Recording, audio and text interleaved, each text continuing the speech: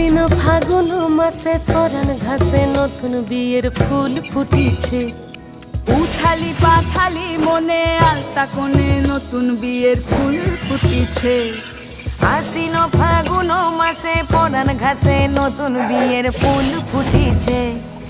উথালি পাথালি মনে আলতা কোণে নতুন বিয়ের ফুল ফুটিছে।